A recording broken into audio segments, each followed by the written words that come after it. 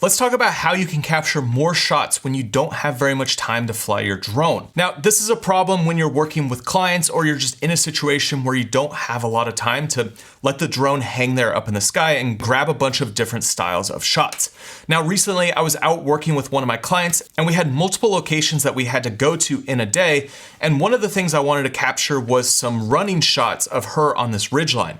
Now, to get up to this ridgeline, we had to hike up there. And then once we were on the ridgeline, we only had like 15 minutes for me to grab a few shots. And then we had to move on to the next location. So I really only had time to fly about 10 minutes. And in that 10 minutes, I had to get as many shots as possible to be able to use for the edit. And so the first thing that I do when it comes to a situation like this is I make sure that I have a solid plan so that I'm not trying to figure it out when I get up to the ridgeline. I knew exactly where I was gonna go, I knew exactly where I was gonna fly from, and I planned out how much time we had to get this drone shot. Now, the second thing I do is specifically when I'm working with an actor or a client or, a specific scene. And that is I make sure I have an action that that person's doing that I'm gonna be capturing.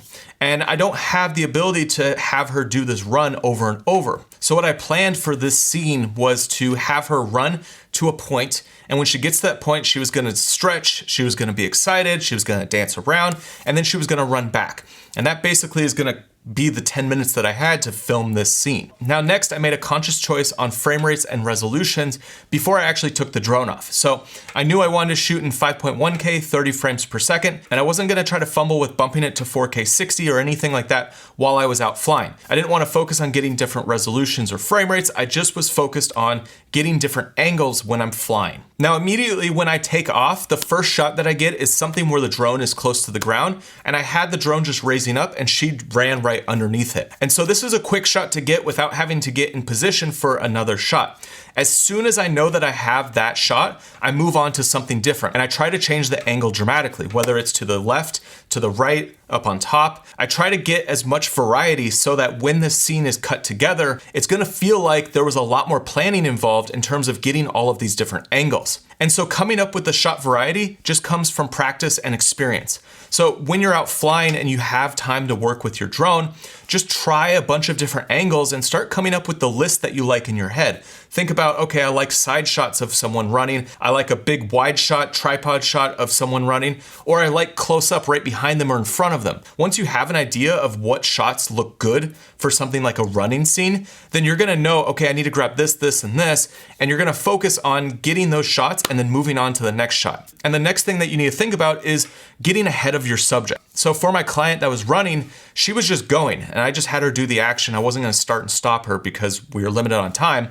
So as soon as I got enough footage of a shot, something like 5 seconds to 10 seconds, well then I would move ahead. So I'd fly further ahead, get myself into position, and then as she came into frame, I would start working on the next shot.